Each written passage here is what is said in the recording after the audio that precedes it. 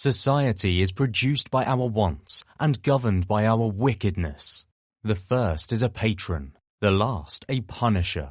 Society in every state is a blessing, but government, even in its best state, is but a necessary evil. In its worst state, an intolerable one. Those are the words of Thomas Paine, the most radical architect of the United States of America, who, according to historian Sidney Hook, lived in a blaze of political glory and died in relative obscurity. In this episode of the Revolution in Ideology podcast and our Myth is America series, Jared and I sit down and discuss the life and works of the original T. Paine.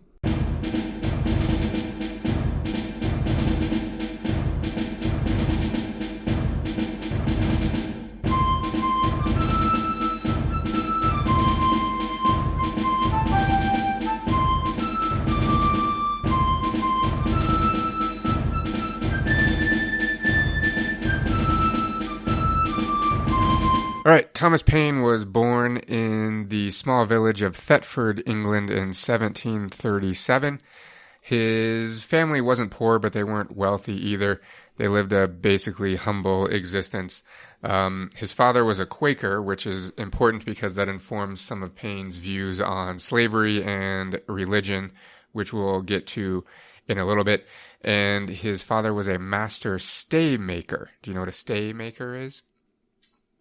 No, you're going to have to educate me here. I didn't. Even as a history guy, I'm drawing a blank here. Yeah, I had no idea either. It is a person who makes women's corsets.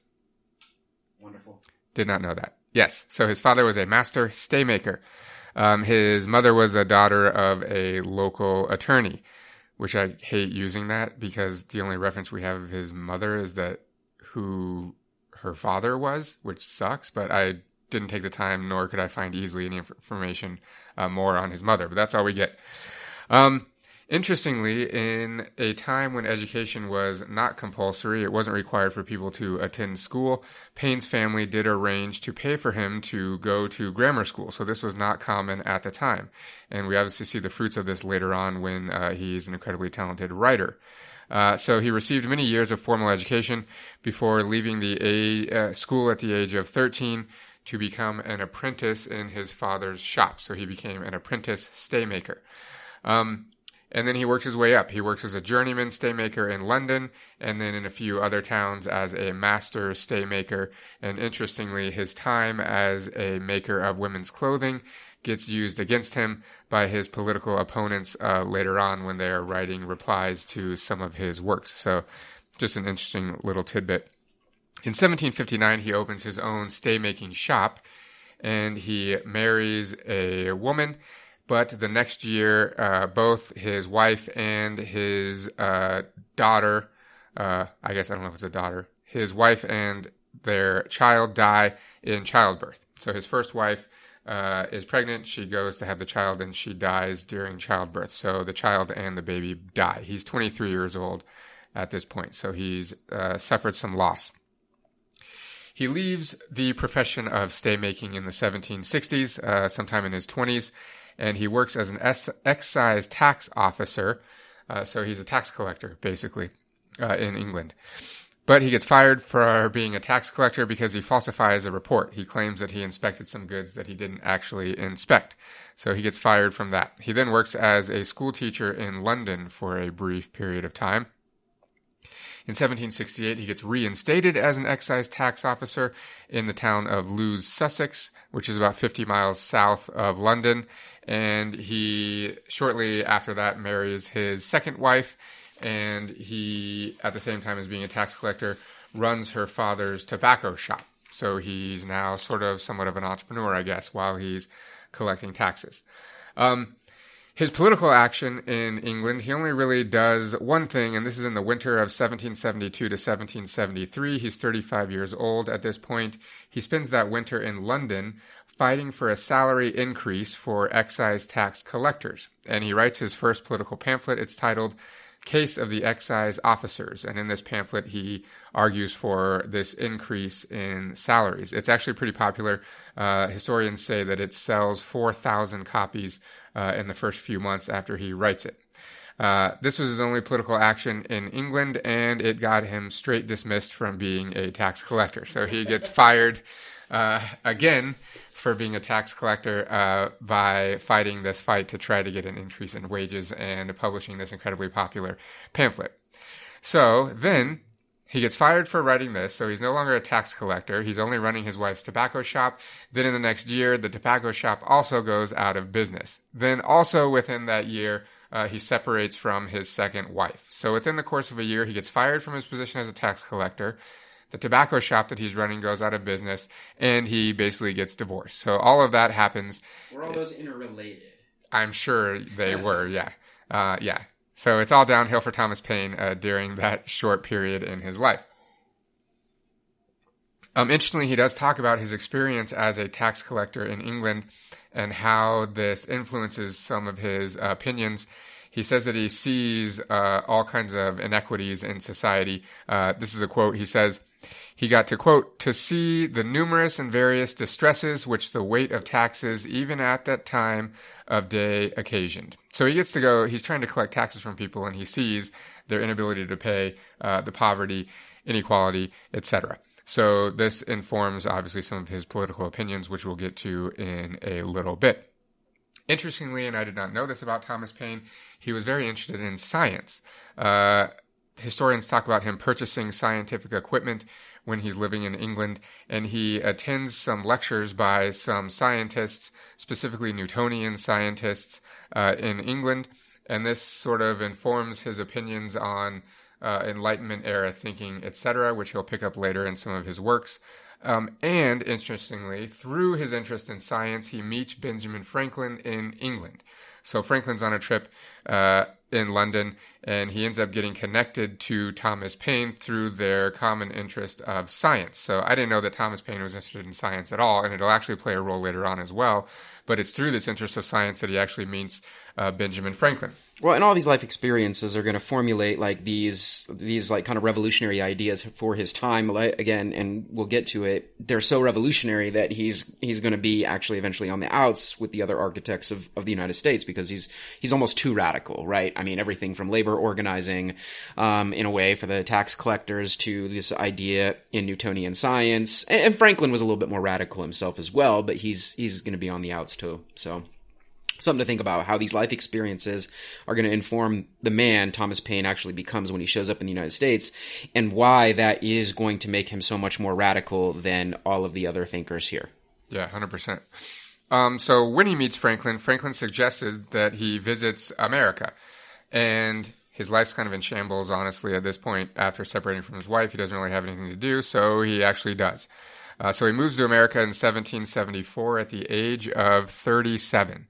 Interestingly, just a tidbit of trivia, the trip across the ocean destroys him physically, and they say he was even unable to walk off of the ship. So Benjamin Franklin actually sent a physician to get him off of the boat because he couldn't even walk.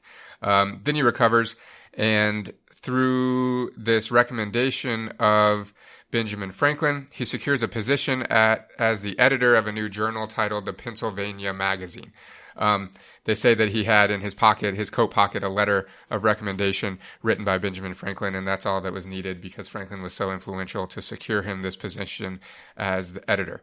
I also want to explain just briefly, at the time when he lands in Philadelphia, he lands specifically, if you care about the date, November 30th, 1774. We have to understand that Philadelphia is basically the capital of the Americas at this point. It has a population of 30,000. It's the social, scientific, and economic center. And interestingly, I found this fact as I was doing research. Its port processed more tonnage than any other in the British Empire except for London and Sussex. So it's a huge economic powerhouse in the British Empire at the time. So that's what Thomas Paine is basically walking into. So he gets this job straight away as the editor of this new magazine, essentially. And it's at this time, right off the bat, that he writes his second political pamphlet titled African Slavery in America. And we're not going to go into detail on this one, but suffice to say, he basically shreds the fact that there is slavery in the United States, and it's appalling. And he basically can't understand how Christians can support this institution, which we've already deconstructed in previous episodes. But this is what makes him so radical, and this is why some of the other architects of the country, especially, of course, people he's going to be running into from Virginia, the Jeffersons, the Washingtons, and so on and so forth, who are world-renowned slaveholders and awful to their slaves, are going to find him so distasteful. They know they're going to need his rhetoric that we're going to be talking about here in a minute, but this is why they didn't get along, is Thomas Paine is, again, he's a much more radical revolutionary thinker, and I'm going to be blunt, the other architects of the country, most of them are just not. They're not radical, they're not revolutionary, they're not seeing the social inequities that Thomas Paine is seeing because of his life experiences. And then again, how offensive even the institution of slavery is to his senses, coming again fresh from England, where yes, slavery was still a thing in England, but it was different, right? He's not experiencing like the actual slave life in England, right? Most of the slaves that the English used were in their colonies. Not nearly as many made it back to London. So he's going to find it wildly offensive. And in turn, the other architects of the country are going to find him wildly offensive for him calling them out on their bullshit and their hypocrisies. Also, think back to what I said about his father being a Quaker. If you know anything about the Quaker religion, they're not about slavery. So, well, and we talked about them a little bit with the middle colonies and stuff, and their different dealings with indigenous people as well. Yeah, it's 100%. Yeah, I don't know if you said Adams or not, but I don't think, did Adams own slaves? I think he was the one that didn't. I mean, Franklin didn't have slaves either. Yeah. Okay. And some of the other the next generation that we'll be talking about in future episodes, the Hamiltons and the Madisons, though they were big kind of supporters of the industry, but not necessarily like large stake slaveholders like the Washingtons and Jeffersons. Plus, most of them were like Northerners at that point, right? Okay. So where do we leave off? Gets the position, African slavery in America, right? So as Jared said, we wouldn't call it like abolitionism yet, probably, but Thomas Paine was one of the first to publicly start saying these things. He wasn't the first. People were saying this already. In fact, we've talked about it already in previous episodes. But he comes straight from England, and just straight away, this is the first thing he starts essentially shitting on, starts talking about. Interestingly, it also says a few weeks after this publication, it gets published in March of 1775. In April of 1775, the first anti-slavery society in America was formed in Philadelphia, and Paine was a founding member. So that just gives you an idea of how he felt about this. Through his position as the editor of this magazine, in 1775, he comes into contact and becomes friends with a local physician named Benjamin Rush. And if you know anything about the Revolutionary period in America, Benjamin Rush is hugely influential as well. In fact, he's good close friends with John Adams and other congressmen. And they're already having private conversations about independence at this point. And so Paine gets introduced into all of these men and thrust right into this conversation as a result of his role and meeting Benjamin Rush. So this sort of gives us an idea of Paine's coming to America and the political milieu that he is kind of inserted in, and it really just goes from there. So it leads us up to obviously his most famous writing, which is Common Sense, and Jared's going to guide us through that one. It's his most famous writing here, for sure. Defending the rights of man and citizen in France, which you'll kind of be talking about when we get through this, is also one of his more famous writings as well. When eventually, like I said, his ideas are so radical, even after the War for Independence, that he ends up going to France for an exponentially more radical revolutionary process that's going on there. Anyway, Common Sense ends up being his most popular work here, and it is arguably one of the most important documents, if not the most important. I would argue that it is, in framing the independence-minded ethic of the colonists. And it was the first one that really, in my opinion, tried to approach the topic from from all three that we learn in our English classes, from using ethos, logos, and pathos, but really approaching it for the common people, why they should be supporting this cause. I mean, again, there is debate whether or not the early parts of the War for Independence and the build-up were elitist-led and manipulated, or if it was actually more again, a grassroots movement. We definitely tend to side with the idea that it is the elites kind of manipulating the unwashed masses to support this cause, because the elites were the ones that were most adversely being affected by the British. But Thomas Paine's common sense is going to take it down to the common level. And again, at this point, by the time Thomas Paine's writing, the Second Continental Congress has already met, which we'll come back to in a future episode, and they're deciding upon war and peace. Thomas Jefferson's drawn up a very famous document called the Declaration on Causes and Necessity of Taking Up Arms. It would get a much better title in a later draft. But all this is already taking place, and they're actually struggling to fill out the ranks of the army. The militias are all on board, but filling out the actual Continental Army is becoming difficult. So Thomas Paine's work is going to be wildly important to try and basically get some of these quote-unquote unwashed masses to join the colonial cause. So the pamphlet itself really started making its rounds by January of 1776. It actually started as a series of letters and then became something else. He basically compiled these letters into what would become this very famous pamphlet. And we've already talked about how important pamphleteering was for the colonial cause in the prior episodes. So it ends up just being another one, but not just another one. Over 100,000 copies were sold in just a few weeks. So Nick was talking about one of his famous publications back in London regarding labor movement for excise tax collectors, and it was like 4,000 were sold. I'm going to repeat this number again. Over 100,000 copies of Common Sense were sold in just a few weeks. 500,000 by the end of the year, which was 1776. Proportionally speaking, it is still the best-selling publication in United States history. Again, proportional to the population at the time. No other publication has sold as much as Thomas Paine's Common Sense. Oddly enough, or sadly enough, due to various corrupt agreements he had with his publishers by the names of Bell and Bradford, he actually never made a dime on this most famous on his most famous work of his lifetime. And I actually read, there was a couple of historians that I read that said the little that he did make from the publication, he donated it all to the Continental Army, which was interesting. Yeah, I mean, the guy really believed in his causes. Okay, so I'm going to go through some of Common Sense. We're not going to, read it verbatim. It's way too long for that. It's not super long for like a sit-down read for an individual, but it's way too long for a podcast here, and you guys would probably all fall asleep. But I'm going to go through some highlights that I think are very interesting to me. And the ones that I think are most interesting usually are his engagement with pathos, because I think that's what actually makes social movement work, is the emotional appeals. Logos is okay for social movement, even ethos to an extent, but it is pathos. People make decisions emotionally. We're not necessarily rational creatures, and I think Thomas Paine actually knows that. He's actually a very smart man. He's actually going to say some intentionally, in my opinion, very unsmart things here. Let's just call them dumb things here.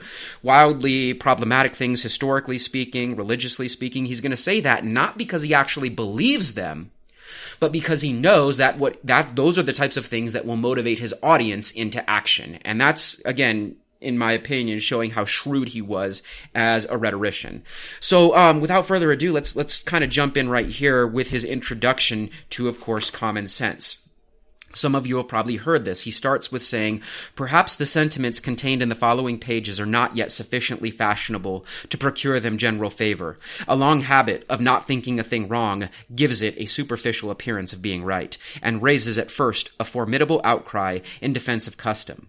But tumult soon subsides, and time makes more converts than reason." I like that introduction right there, mainly because what he's talking about is this idea that we get in habits. We just assume traditional things are just the way they are, and there's not much we can do about them just because it's tradition. Even if we know these things are wrong, which also informs his views on slavery, just because it's tradition or custom or we're economically tied to them or whatever it is, that does not actually make them correct. And that we must always be striving to call these things out and challenge these systems or traditions or ways that we do things. And I think it's actually a very good introduction. In this case, he's talking specifically about the tradition of being a colony. So I think that's actually wildly important.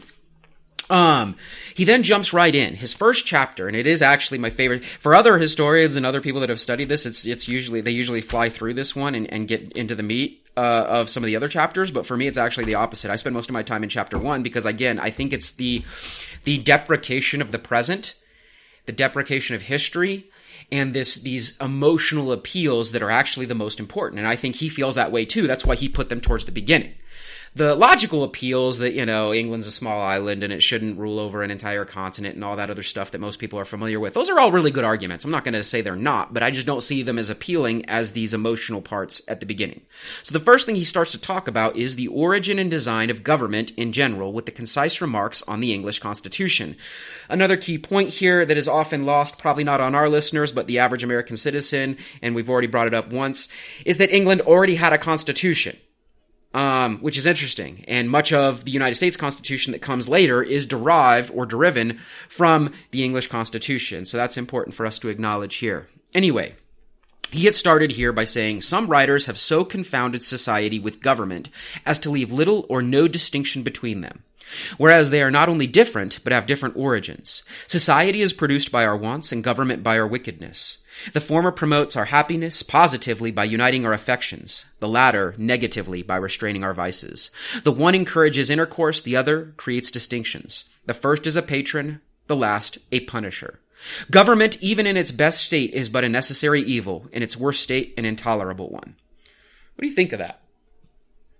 Yeah, this is a super famous quote that I think we might have even used it in the Revolution and Ideology series when we were talking about the states, right? When he talks about how governments are a necessary evil, essentially. Yeah, he says government like a dress is the badge of lost innocence. The palaces of kings are built on the ruins of the bowers of paradise. It's this idea that, and it's actually important that he says this, is this idea that government is a quote-unquote necessary evil, and that's fine. What it's actually doing is setting the stage for the potential for a new government. So he's not necessarily like an anarchist. He is a supporter of the state. But it is also guiding the ideology that that state should be inherently limited. And I think that's actually important, that he's already prepping his audience for this idea. And again, it's not necessarily a radical idea. People, Thomas Paine's, a century after Locke and so on and so. It's not a radical idea, but it is an idea that's wildly important. As Nick already told us, he's already well grounded in Enlightenment era ideals. So we can already see that revealing itself here in the introduction.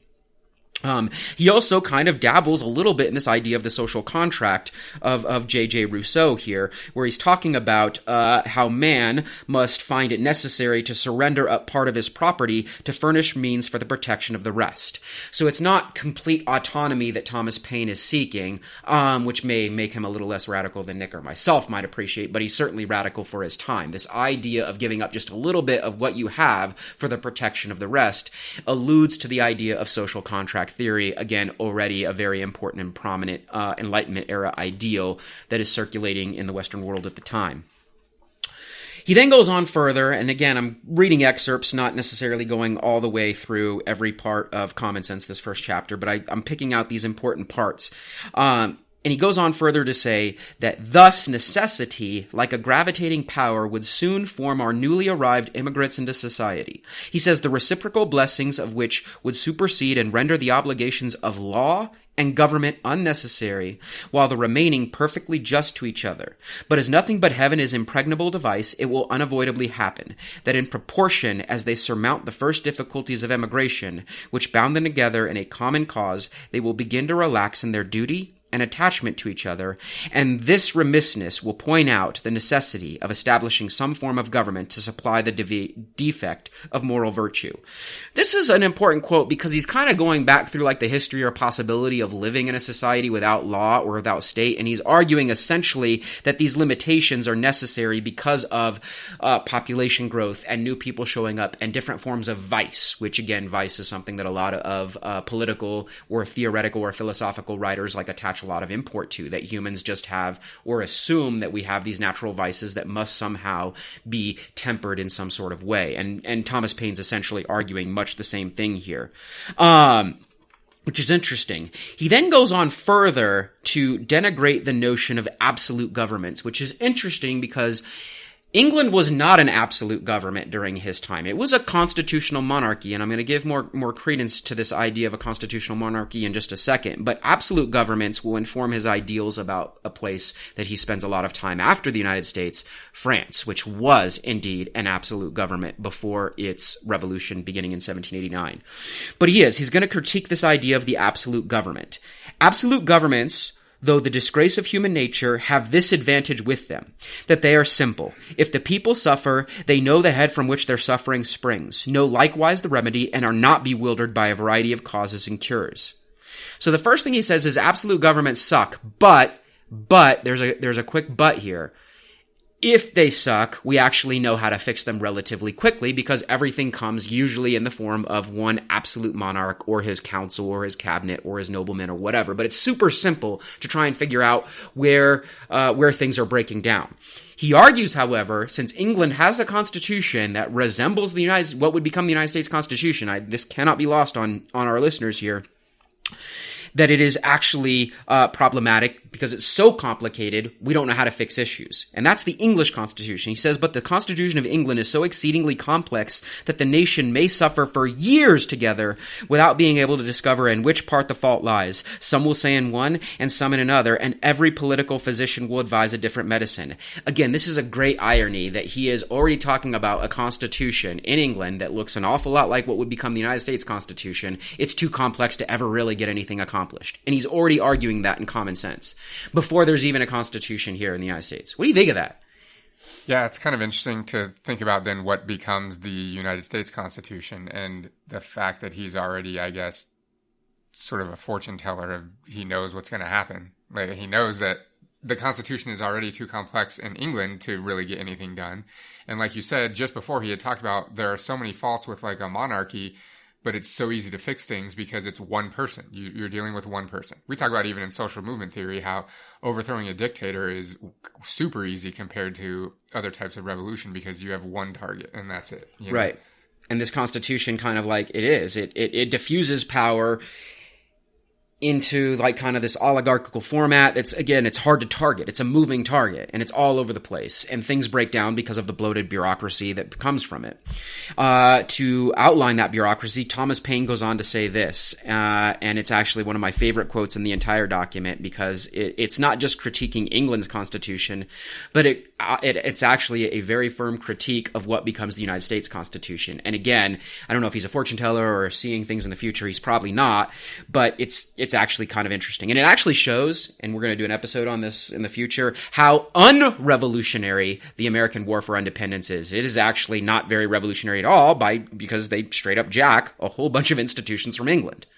But this is an example right here that Thomas Paine outlines for us. He says, to say the Constitution of England is a union of three powers reciprocally checking each other is farcical. Either the words have no meaning or they are flat contradictions. Right off the bat, we see that England already had a constitution separating three different powers that are meant to check and balance each other. Again, our listeners are probably aware of this, but we love to teach this in classrooms because most Americans are completely unaware of this fact, that there was already a separation of powers that existed in England that were checking and balancing each other. America did not invent that.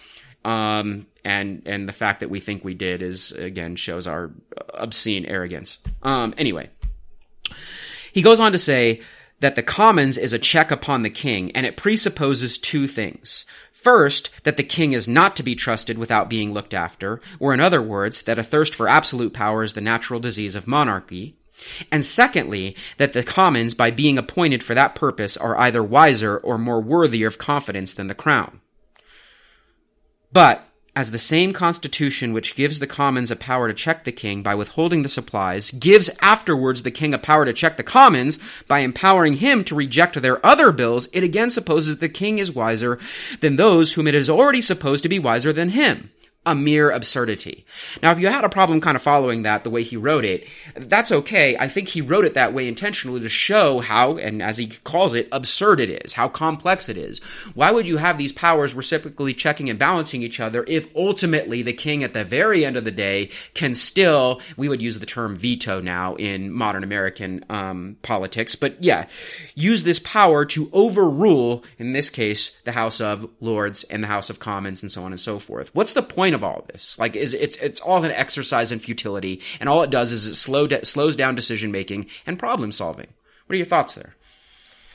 No, yeah, I think I love how you mentioned his use of rhetoric there, sort of the fact that he describes it in a way that's confusing because it is confusing, and like he says, it's a complete absurdity. It makes no sense. The whole thing is ridiculous, and the way that he describes it clearly who's checking who and who has the ultimate power, and like the checks and balances are basically just window dressing. I mean, really.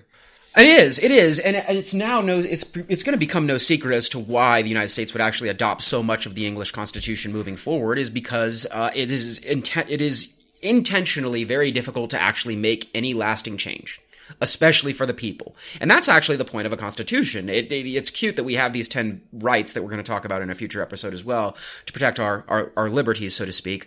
But the Constitution itself, and because of the way it's framed with this reciprocally checking and balancing each other, makes it very difficult for anything to happen very quickly, which is wildly problematic for people that want to make change. So anyway, moving on, he goes deeper into the actual history of kingship.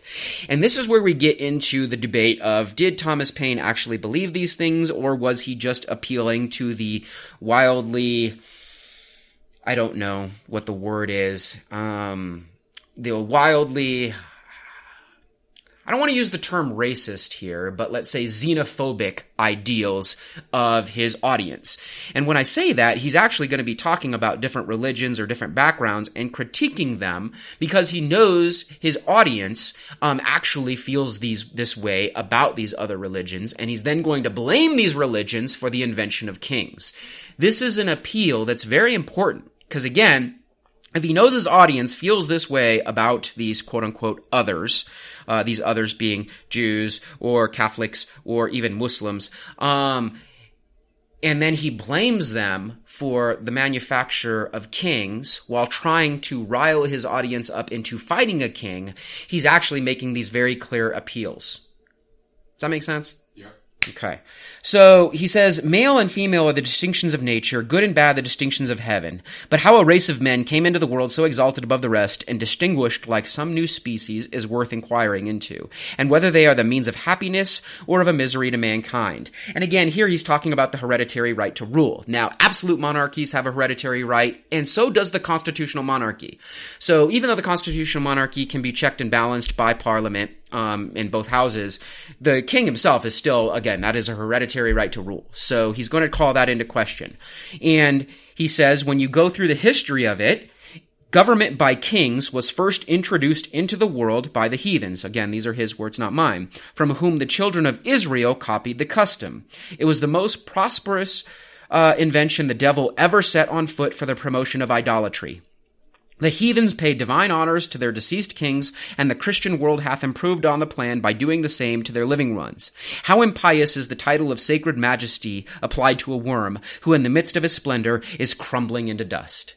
I love that quote. First and foremost, who's he blaming government by kings on? Again, you have to keep in mind his audience is considering, should we fight a government run by a king?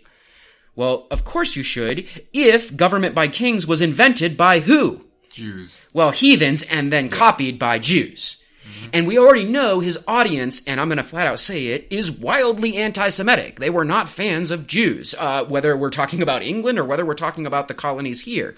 In fact, dating back to the Navigation Acts of the 1650s, they actually barred Jews from achieving full citizenship and being able to engage in the mercantilist economy. So yes, he's appealing to the othering of Jews in blaming them for kingship. He actually doubles down on this by saying later in this passage, monarchy is ranked in Scripture as one of the sins of the Jews, for which a curse in reserve is denounced against them. The history of that transaction is worth attending to. Now, I'm not going to go through everything he wrote there, but he basically does a mashup of scripture here, of Old Testament scripture, and goes through the various kings, the Sauls and the Davids and the Solomons, and how they all came into being and the corruption of their rule to discuss why Jews should be blamed for kingship.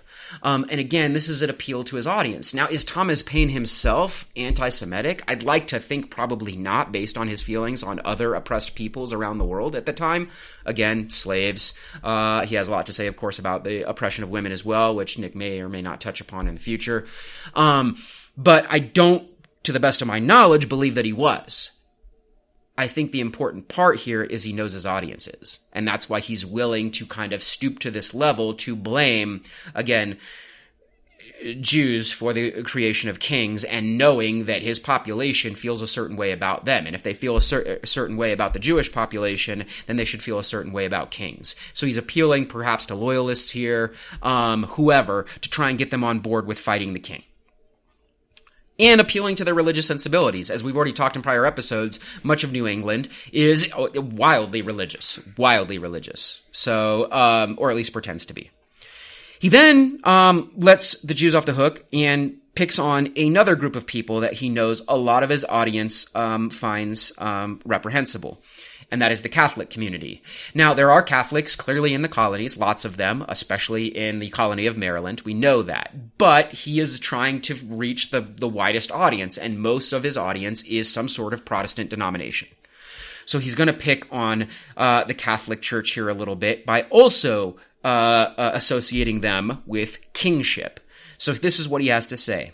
And a man hath good reason to believe that there is as much kingcraft as priestcraft in withholding the scripture from the public in popish countries. For monarchy in every instance is the popery of government, not popery that you like smell in your bathroom or whatever, like popery as in the Pope, right? Why even bother with this little add-in, like this extra jab at the Catholic Church? What's the point of this? Like, come on, Thomas, why don't you just get to the logical arguments about why it doesn't make sense for this tiny-ass island to rule over a big continent full of beautiful resources and shit? Like, why waste time with this Jewish or Catholic denigration? Because he knows the religious beliefs of his audience in the colonies at the time, and by relating kingship to Catholicism, he's attaching it to something that he knows that they hate. Are we saying that Americans are easily motivated by their wild xenophobia to do things? Weird. Yeah, Weird. Who would have thought? That's a shock. Like, it's all the way back here in 1776 that, again, through xenophobia, fear of the other, manufacturing a narrative, a false historical narrative of, in this case, both the Jews and the Catholics, that you can get people to engage in violence. I did not know that was possible. I thought we were completely, logical here. Weird. So weird. Anyway, one of the strongest natural proofs of the folly of hereditary right in kings is that nature disapproves of it. Otherwise, she would not so frequently turn it into ridicule by giving mankind an ass for a lion. It's one of like his mic drop lines right there, right? Like, it's so good. He lays off religion for just a second and comes into nature because he's an Enlightenment era thinker and nature's becoming a thing for them. And I love it. I love it. He turns it in. He gives mankind an ass for a lion. That's pretty good. This is where Thomas, I think, goes a little bit off the rails. And as much as I enjoy Thomas Paine, I really do. We really are Thomas Paine fans here because we know, or at least we want to assume, he is not anti-Catholic or anti-Jewish. He's just using this rhetoric because his audience is. And he is manipulating them. But this is where we see him go off the rails a little bit, where he actually then picks on Islam for just a second. And I'm not saying that's going off the rails in terms of what his discourse was, but I think, maybe I'm out of line here, but I think he's now overestimating the education of his audience. Like, they even know what Islam is in 1776 America, colonial America. I don't think they did. But since he had only been here since 1774 and England had direct relations with like the Ottoman Empire and stuff, he clearly was aware of this other group of quote unquote others. And so the fact that he throws a jab at them as well in an aim to appeal to his audience, like, look, this other religion you also don't agree with, they're also tied to kingcraft as well, I think is like, again, it's kind of overestimating the education of his audience. So I think it's actually kind of funny. That's why I like to read this one. He goes on to say that, again, kingship is meant to, and that's me, those are my words, now his words, meant to trump up some superstitious tale conveniently timed, Muhammad-like, to cram hereditary right down the throats of the vulgar. Again, what are your thoughts on that? Like, why we went through a deep history relatively deep history compared to that of Judaism and its role in kingcraft, and then we take a jab at the Pope and Catholicism, and now here we go. Let's take a jab at the Prophet Muhammad, peace be upon him. For what reason? Like, why? Yeah, none of the colonists know who Muhammad is. Yeah, it doesn't even, but I mean, again, it's just kind of funny that, like, again, we're like trying to get into the mind of Thomas Paine at this moment in time, and like, he's really is. Like, these are clearly emotional appeals. And that's why they're the first two chapters. Again, I already mentioned it, historians and rhetoricians focus on the second two chapters, 3 and 4, because they're more logos appealing. But no, Even Thomas Paine knows that logos is not how you move the unwashed masses. It's not how you move idiots. You move them with this emotional shit. So that's why he concentrates on this at the beginning. And let's be honest, like, even though it sold hundreds of thousands of copies, like, how many people read past the first 2 chapters? Let's be real. Like, our students don't read shit for a class. Like, you know what I mean? And the fact that we still glorify the next 2 chapters, like, it's kind of weird to me, but whatever. Okay. Moving on. He then is done picking on religion. He then picks on the, what we would say is the, corrupted hereditary line of the British monarchy itself. So he then, again, manufactures a history, an ethically constitutive story about the English crown. And he dates it back to, he actually skips, the Alfred the Greats and so on and so forth. And he picks it up with the Battle of Hastings in 1066. And he has to say that England, since the conquest, hath known some few good monarchs, but groaned beneath a much larger number of bad ones. Yet no man in his senses can say that their claim under William the Conqueror is a very honorable one. He's a French bastard landing with an armed banditti and establishing himself king of England against the consent of the natives is in plain terms a very paltry, rascally original. I love it.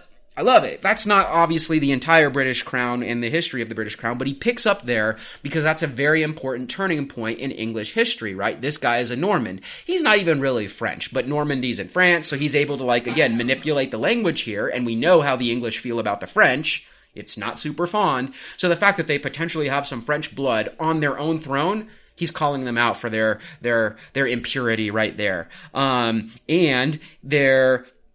the idea that William the Conqueror also, as a colonizer, suppressed his colonial subjects through things like the Domesday Book and stuff like that, then that line of inquiry would appeal to his audience, hey, if they're not even pure in their own throne, in their own line, why should we have to listen to this guy, hereditary, right, this King George III, right? If this is the line he comes from, and they already have this rich history of being assholes to their colonists, oh, absolutely, we should probably revolt. What do you think of that? Yeah, I love it. He's saying, basically, delegitimizing the British monarchy by saying your king's not even British, really. You lost that with the conqueror, and it's, yeah. And he then goes further into the history and calls out some more of the other kings for their problematic rule.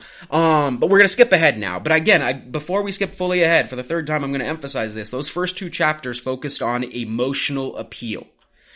We're going to move a little bit further into more logos appeal, but there's one more appeal to emotion here at the beginning of chapter 3. It's one of my favorite lines here because of the hyperbole in it. It's just absolutely ridiculous. He says, "The sun never shined on a cause of greater worth. 'Tis not the affair of a city, a country, a province, or a kingdom, but of a continent of at least 1/8 part of the habitable globe. 'Tis not the concern of a day, a year, an age. Posterity are virtually involved in the contest and will be more or less affected even to the end of time by the proceedings now." So again, whether or not he really believed this, we may never know. But the fact that he's writing this to his audience, basically saying, this is the most important thing that will probably ever happen. Mm-hmm. Hyperbole much? Again, it's absolutely obscene. But we can see how that line of thinking even affects American citizens to this day. United States citizens, it's the best country in the world, and oh my God, everything's so amazing, and we've got everything correct. We've been around for 200 years. Never mind these civilizations that have been around for thousands. We got it all down pat. It's absolutely obscene. Yep. The myopia, Winthrop City on the Hill is here. Oh my God, this is such bullshit. Again, I don't even know that he really believed it, but he knows what his audience wants to hear. And this is what he's telling them. You're going to do something that everybody will remember forever. He then goes on to try and address the various excuses that he had heard, especially from loyalists. He says, "I have heard it asserted by some that as America hath flourished under her former connection with Great Britain, that the same connection is necessary towards her future happiness, and will always have the same effect. And even I, oddly enough, in our prior episode admitted, I said something similar. I'm like, man, these people already have the highest standard of living in the entire British Empire. What the hell are they whining about? I even said the same thing. So let's see what Thomas has to say to me here. He says, "But even this is admitting more than is true, for I answer roundly that America would have flourished as much and probably much more had no European power had anything to do with her." Hold on, Thomas. What the hell does that even mean? What do you think it means, Nick? I think he's saying that... he's not talking about... There's no way he's talking about Native Americans. No. I think he's talking about the colonists and saying... essentially, even though you have the highest standard of living, imagine what you could have had if you hadn't been under the thumb of the British the entire time. But then he's clearly ignoring that it is because of the British that the colonists are even here. Yeah, clearly. I mean, even dating back recently, it's the British that won the French and Indian War for them. It's the British that supplied them with, like, goods and, like, kept them protected. Like, why is he willingly not admitting any of those things? The only reason the colonists are flourishing is because of the British. No one wants to hear that. So it's okay to lie to your audience to get them to perform in actions and build up this idea of patriotism, which is, again, it's a feeling, it's not a fact. Okay. So even the appeals that have been sold to us, as we're in chapter 3 now, as logos, are not as much logos-oriented as we like to think. Interesting. Other loyalists will say, and this is him now quoting Loyalist, "But she has protected us, say some, that she hath engrossed us in true and defended the continent at our expense, as well as her own is admitted, and she would have defended Turkey from the same motive, viz. The sake of trade and dominion." So this is what he's saying, and it's what I actually just said. But it is the British that keep them safe and protected. Thomas Paine responds by saying, well, yeah, they'd protect anywhere that they were making wealth on, so they don't care about you, they just care about your wealth. Actually, that's probably true. But is that a problem? I don't know. What do you think? For the colonists, maybe. Maybe it is. Maybe it is. He goes on to find another excuse. "But Britain is the parent country, say some. Then the more shame upon her conduct. Even brutes do not devour their young, nor savages make war upon their families." Okay. That's interesting. But yeah, I mean, I guess it makes something that if you are the parent country, you should be a better caretaker of your people. And I guess that makes sense. In this extensive quarter of the globe, we forget the narrow limits of 360 miles, the extent of England, and carry our friendship on a larger scale. We claim brotherhood with every European Christian and triumph in the generosity of the sentiment. Now he's making these appeals to, like, reach out to this idea of a Christian sentiment to all of the other, again, Christian European countries. Why would you make this appeal? Like, what are we doing here? Like, he knows his readers are mostly going to be these colonists. There's not going to be somebody in, whatever, the backwoods of, like, it technically was still called the Holy Roman Empire, but it's not much of that, right? In Germany or whatever. What would become Germany? That's going to read this and be like, oh, yeah, I get what the Americans are doing there. I'm totally on board because we're all Christians. Like, what the hell is he doing here? I think he's trying to convince the colonists that it's a much bigger picture and that there's solidarity out there with others, even if the others are never going to read this or have any idea what's going on. He goes on further in this passage to say, and this is flat out honesty, and I love it, our plan is commerce. And that, well attended to, will secure us the peace and friendship of all Europe, because it is the interest of all Europe to have America a free port. Her trade will always be a protection, and her barrenness of gold and silver secure her from invaders. This is actually perfect, because he is now appealing to why most of these colonists are here, and their already high standard of living. These people are not looking for, like the liberty and freedom and equality of, like, all humans based on, like, human rights. These guys are looking for liberty and freedom to make money. Like, that's their goal. They are not humanitarians. They are business people. And their ethics and their morals are attached to this. And this is what he's really speaking to. Now, we know personally that Thomas Paine's ethics are much bigger than this. Again, he'd already written about how slavery was wildly problematic 2 years prior to this. We know where his real morals and ethics are on this, but he knows, and I'm going to flat out say this, that much of his audience, as far as ethics and morals, are relatively, as far as human rights, bankrupt. They don't give a fuck. They're interested in making money, and this is his appeal to them. Our business is commerce, and the way this is going to work for us and why Europe is going to support us is because they need us to also make money. And this commerce is going to be mutually beneficial. And this is why it's going to work. And I mean, we don't need England. England needs us, right? Like, and by looking back, he's 100% correct. He actually is correct. With hindsight, I don't like the appeal, yeah, but it's a correct appeal. It is a correct appeal. Like, he's absolutely 100% correct. Again, this one works. He goes on to further say, even the distance at which the Almighty hath placed England and America is a strong and natural proof that the authority of one over the other was never the design of heaven. That's an appeal I've already referenced a couple of times. Again, like the distance, it just doesn't make sense for this tiny island to rule over this large continent from so far away that actually has all of these resources. England needs America more than America needs England is what he's essentially saying. So, okay. He goes on to say, interested men who are not to be trusted I'm sorry, let me preface this quote. He's talking about who the loyalists are. He's trying to call out who a loyalist is. He says they are interested men who are not to be trusted. They are weak men who can't see, prejudiced men who will not see, and a certain set of moderate men who think better of the European world than it deserves. And this last class, by an ill-judged deliberation, will be the cause of more calamities to this continent than all the other three. And in this case, I actually would also agree with him. Like, this appeal, these are who these people are, and there's no doubting that European loyalists are part of the main problems that will wreak havoc across the continent. What he is actually, there's a cognitive dissonance here, though, as well, is that you could say the same thing about the colonists because they're actually just copying the same ideology of those Europeans. Again, this is not a revolutionary war. We will not call it that in this podcast. We call it the War for Independence, and we've been very careful to call it that. They are not changing, they're not revolutionizing ideology. They are not revolutionizing systems of governance. They're actually not doing any of that. None of that changes. Nothing changes. Some titles change. King, president, Congress, parliament, whatever. But the society is still structured much the same way. Thomas Paine actually hoped from war, and that's why he ends up in France after this. He then calls people out. He calls out the loyalists or anybody that is maybe on the fence and trying to basically get them into action. And this is where he gets completely out of hand, but it's actually kind of funny to me. He says, "Hath your house been burnt? Hath your property been destroyed before your face? Are your wife and children destitute of a bed to lie on or bread to live on? Have you lost a parent or a child by their hands, and yourself the ruined and wretched survivor? If you have not, then you are not a judge of those who have. But if you have, and can still shake hands with the murderers, then are you unworthy the name of husband, father, friend, or lover, and whatever may be your rank or title in life, you have the heart of a coward and the spirit of a sycophant." Are you kidding me, Thomas? Again, I really actually like Thomas Paine. He's one of the few people we're going to talk about, like, from the architects that I actually like, because I know what he's doing here. This is just rhetoric. He is just moving an audience. He is exponentially smarter than them, and he knows that, and he is trying to appeal to them. If we really break this down, when he's asking, "Hath your house been burnt?" Well, as you'll all recall from the prior episode, yeah, some houses were burnt. British houses, like Andrew Oliver's or Thomas Hutchinson's. They were the ones committing these acts, right?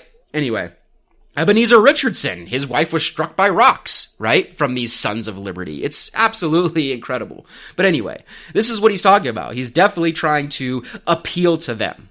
He's trying to appeal to them. Anyway, these appeals go on further and further throughout both chapters 3 and 4. But as I think both of those chapters have already been kind of well deconstructed in hopefully a lot of our listeners' background, maybe not all of them, I'm going to kind of slow down a little bit here on deconstructing common sense and just try and get Nick's impression of what he was able to accomplish rhetorically in this grandiose work. Again, the best-selling publication in United States history based on proportional sales. What are your thoughts here? Again, and again, maybe I shouldn't assume that 3 and 4 have already been gone through in other people's research, but I am, so we can kind of keep moving through this episode. Yeah, I think that one of the most compelling things about it was that he intentionally, and he talks about this extensively, makes use of common language. And he knows exactly who his audience is. He's writing it to the common people. And this actually gets him a lot of critique from some of his political foes, John Adams being one.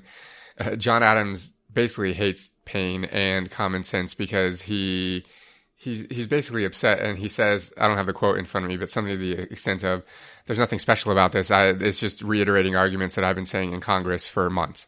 And so it's kind of funny, but the fact that the publication is so successful, it just is evidence that Paine knew exactly who his audience was, and he put it in plain language for everyone to be able to digest. And I think it's sort of no mystery that the most popular political publications throughout history are the ones that put very complicated ideas into common language for the average person to understand. The Communist Manifesto comes to mind.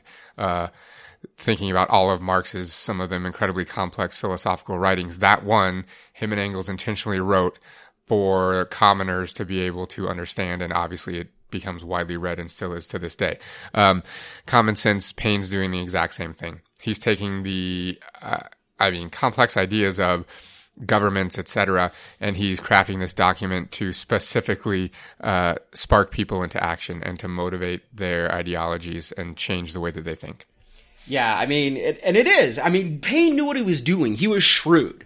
The more intellectual, higher class, like John Adams, we're going to pick on multiple times in this podcast now moving forward. And that's kind of weird to pick on him because of those other architects, he's actually one of the more like low key, like I said, wasn't super into like oppression and subjugation of others and, as much as the others. But regardless, we're still going to pick on him right here for calling out Thomas Paine. I would say maybe, low key jealousy? I don't know. No, I 100% think he says he calls Paine's Common Sense a disastrous meteor, a star of disaster, poor, short-sighted, crapulous mass. This is how John Adams is describing Common Sense. He says, I am willing, you should call this age of frivolity as you do, and would not object if you had named it the age of folly, vice, frenzy, brutality, Damons, Bonaparte, Tom Paine, or the age of burning brand from the bottomless pit, or anything but the age of reason.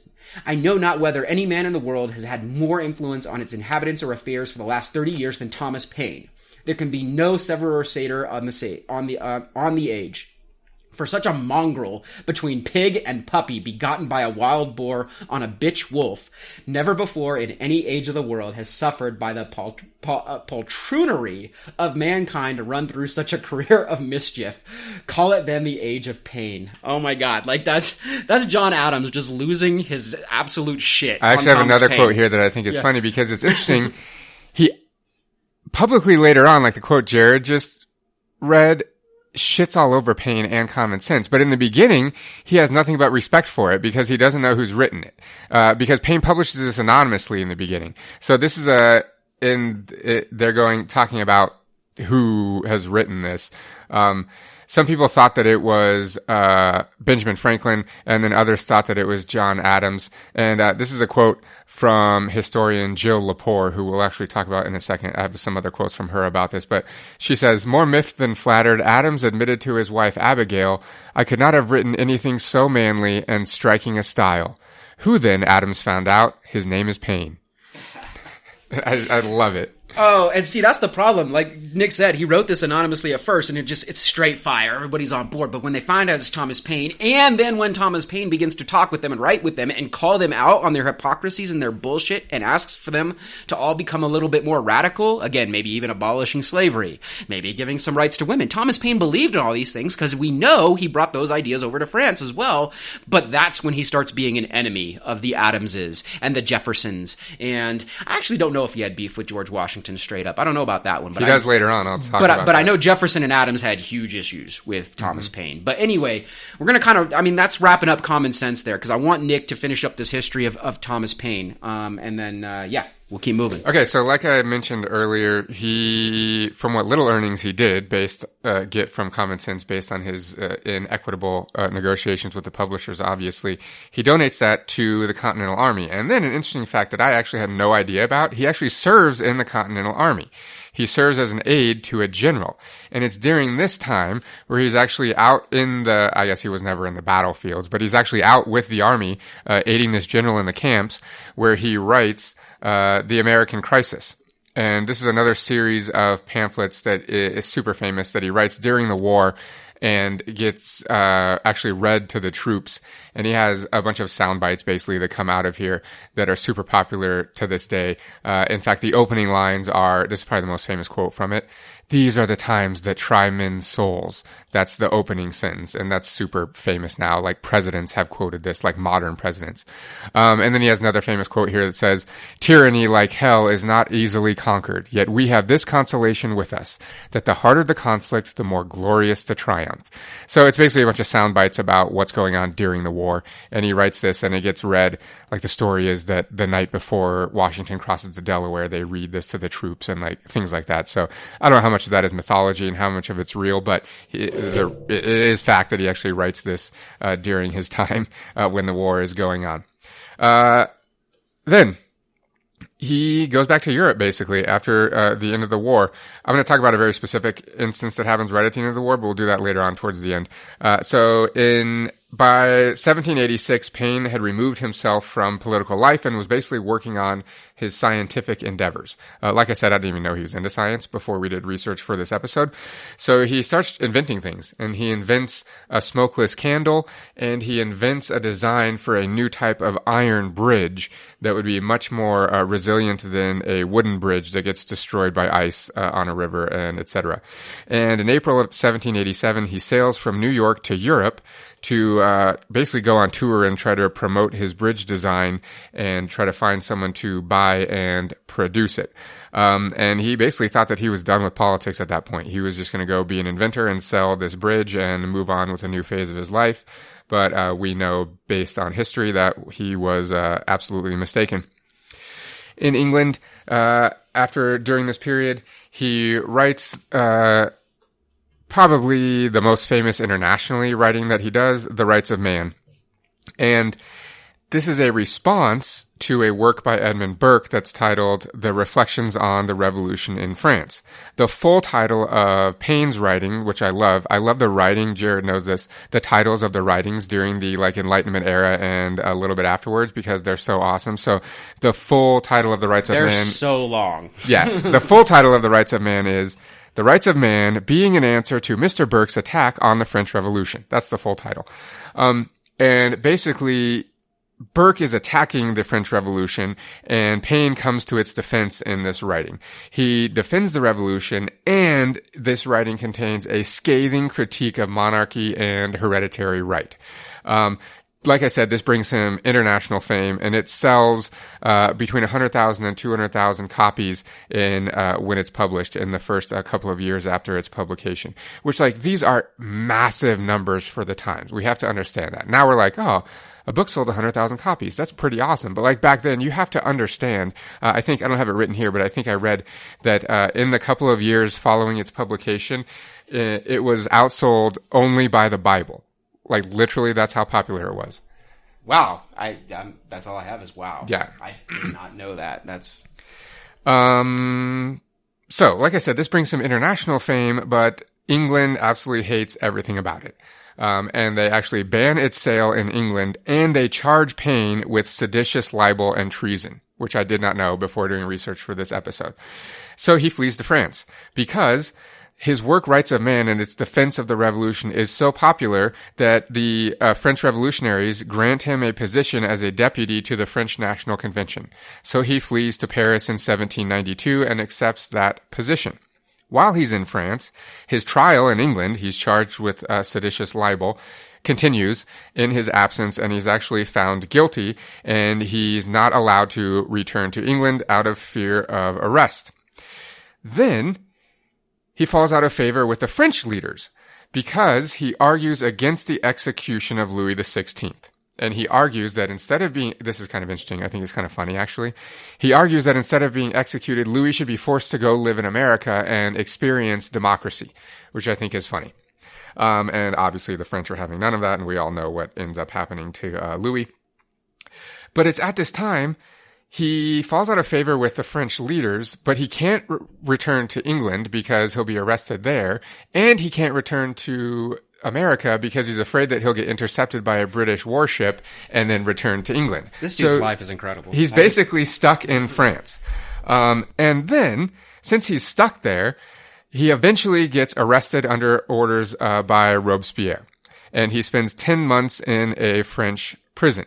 Though it's kind of interesting that the prison he's in used to be a palace, so I don't actually know how shitty the prison was, but whatever. They reappropriate this palace as a prison. And he's in the prison during the Reign of Terror. And he writes to, I can't remember who he writes to, but he writes letters at this time talking about he is fearful of execution on a daily basis because all of his friends that are also in the prison are being executed. Yeah, 40,000 during the Reign of Terror, if we ever do an episode on the French Revolution. Yeah. In fact, there's a story, I don't know how accurate this is or whether it's myth, but they say that the only reason he escaped execution by the guillotine was because his cell had been mismarked. And while they were going down the road to pull people out and take them to the guillotine, that his cell was mismarked and the executioner passed it by. I don't know how much that's mythology or not, but it's in one of the historical articles that I read. So super interesting. Whether or not it's true, it's awesome to add to the story. during this time, and this is when he has a fallout with George Washington, he obviously is pleading to his American friends to get him out of prison. And he specifically writes to Washington, and Washington, who's president at this time, by the way, doesn't respond. No response. Ghosted. Yep. George Washington ghosted one of the most important colleagues of the revolutionary process that eventually puts this kid in power. This kid, I said kid. He's an old man by then. This guy in power. Yep. Straight up no response. Ghosted him. The one person from America that does help him is James Monroe, who I'm assuming our listeners know, goes on to become the 5th president of the United States. But at this time, he's acting in France as the ambassador to France. So Monroe actually uses his influence and helps Thomas Paine get out of prison. And Paine gets absolutely physically destroyed by his 10 months that he spends in prison. He's hugely ill. And so when he gets out, he actually lives in Monroe's house for a few years until he recovers. So I didn't know that Monroe and Paine were tight either before doing research on this episode. That's super interesting. It's during this time in France, and in fact, it's actually while he's in prison mostly that he publishes The Age of Reason, which is probably the 3rd most famous writing that he does. And in this writing, he condemns all world religions. I just have one quote from here because we're not going to spend a lot of time on it, but it does contribute to sort of his legacy in an interesting way. So in this, he says, quote, "All national institutions of churches, whether Jewish, Christian, or Turkish, appear to me no other than human inventions set up to terrify and enslave mankind and monopolize power and profit. Each of those churches accuses the other of unbelief, and for my own part, I disbelieve them all." Straight up just shredding religion. So like I said, he actually writes this during the Reign of Terror while he's in France. So, I mean, it's interesting, and it kind of shows how he really feels, especially when I just got done reading like those other parts of Common Sense, where those are clear appeals to Protestant Christianity. And this kind of verifies he himself is not a Protestant Christian at all. He is just, he knows what he's doing. He is manipulating the minds of his audience. So, and that's wildly important for manufacturing a mythos. Yep. Yeah. He himself is religious. It's interesting, like other people, like there's a quote from Teddy Roosevelt that says, I can't remember the exact, I'll paraphrase, but like that Thomas Paine was a rascally atheist or something like that. He wasn't actually an atheist. He believed in God. He just did not believe in structured religion. So think back to his background as his father being a Quaker and so forth. Then finally, he's, the one last remaining friend he has that's a founding father is Thomas Jefferson. And when Jefferson is elected president in 1800, 2 years later, he sends a ship to Spain and sends a ship to France and picks up Paine. So Paine gets brought back to America by Thomas Jefferson. So he spends the rest of his life in the United States, which I did not know, and he ends up dying there. And I love this quote. I'm going to read this from, like I said, historian Jill Lepore. She wraps up her article on Paine by saying this. In fact, she starts talking about by talking about John Adams and what he says about Paine. So I'll start with that quote. And actually, Jared already read part of this. I know not whether any man in the world has had more influence on its inhabitants or affairs for the last 30 years than Tom Paine, Adams admitted, adding with irony worthy of the author of Common Sense, call it then the Age of Paine, which Jared just read. And then Jill Lepore says, Adams wrote these words in 1806 as if Paine were already dead. He was not. That year, a neighbor of Paine's came across the old man himself in a tavern in New York, so drunk and disoriented and unwashed and unkempt that his toenails had grown over his toes like birds' claws. While Adams, at his home in Quincy, busied himself reflecting on the age of Paine, Paine hobbled to the polls in New Rochelle to cast a vote in a local election. He was told that he was not an American citizen and was turned away. So much for the rights of man. 3 years later, as the 72-year-old Paine lay dying in a house in Greenwich Village, his doctor pressed him, "Do you wish to believe that Jesus Christ is the Son of God?" Paine paused, then whispered, "I have no wish to believe on that subject." And Paine dies at the age of 72 in New York.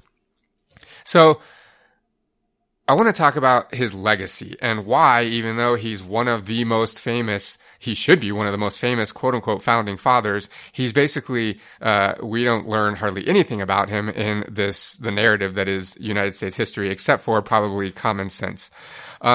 So why? The question is, why was he largely written out of history? And I'm going to read another quote from Jill Lepore, which actually made me laugh, and the fact that this makes it into an academic publication cracks me up even more. So she says, in the comic book version of history that serves as our national heritage, where the founding fathers are like the Hanna-Barbera Super Friends, Paine is Aquaman to Washington's Superman and Jefferson's Batman. We never find out how he got his superpowers, and he shows up only when they need someone who can swim.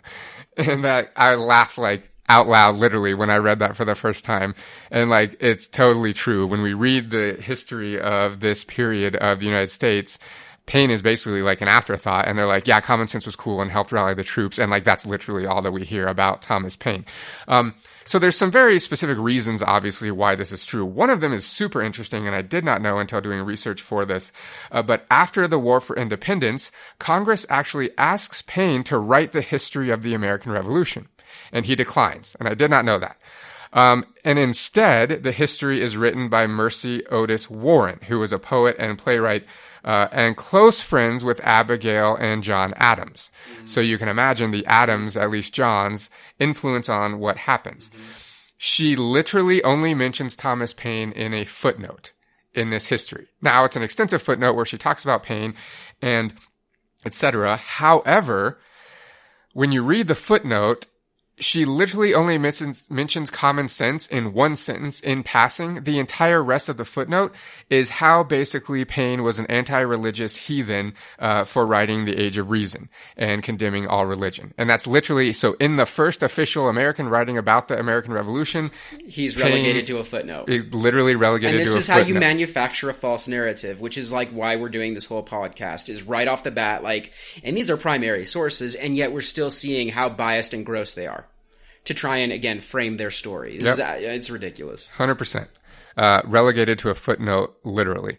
So some of the other reasons that we know that we don't hear about Thomas Paine a lot when we're learning about American history is because of his views on slavery. That was not favorable by any of the founding fathers, except, none of them. Maybe a Franklin I would stretch to even make that, but none of the rest of them wanted to hear anything about that. I mean, even Jefferson, even though he went and saved him, was not a fan of Paine's views on slavery. And we know, Jefferson's views on slavery are like, well, he was all about it. So yeah, 100%.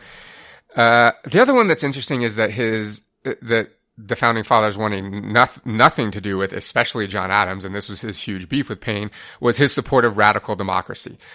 Paine argues in Common Sense and other writings for true republicanism, which was only used as like a pejorative before this time until Paine popularizes it, basically.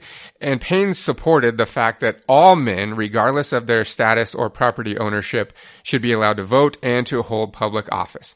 Adams and most of the rest of the founding fathers have massive beef with this, which we're going to touch on later in future episodes. But that was one of the reasons that the founding fathers sort of disowned Paine, because like Jared's already said, he was too radical for them, definitely in this regard, for sure. And then finally, his condemnation of all religions didn't go over real well with most of the founding fathers. In fact, I have a quote from Sam Adams here in response to The Age of Reason. He writes to Paine directly, "Do you think your pen or the pen of any other man can unchristianize the mass of our citizens?" And then he writes a scathing critique of The Age of Reason.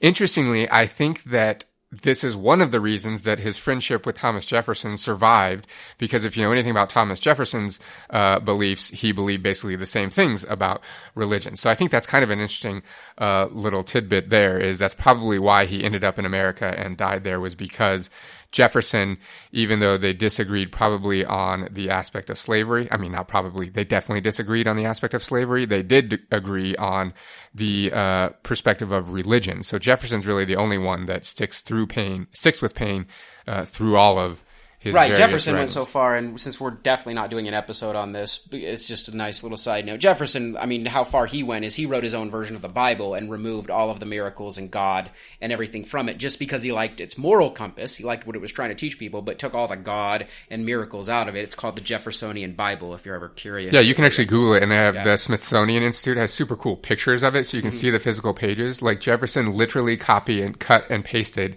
and made his own version of the Bible, where he literally, like with a knife, cuts out all of the references to anything supernatural in the New Testament, and he basically just writes a story of Jesus's life without anything supernatural in it, which is super interesting. So yeah, look that up if you're interested.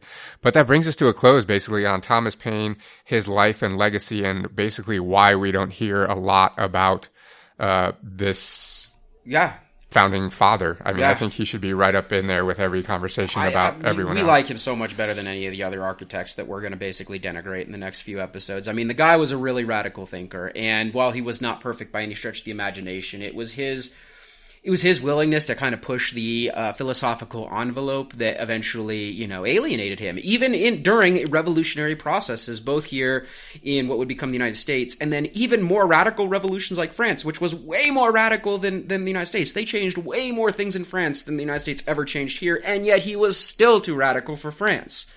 This dude was a badass. And obviously too radical for England. He goes back and then writes a support of the French Revolution and then gets tried and found guilty there of sedition, basically. So yeah, everywhere he goes, he's too radical because he wants equality and true freedom. So we should make t-shirts with him and Che.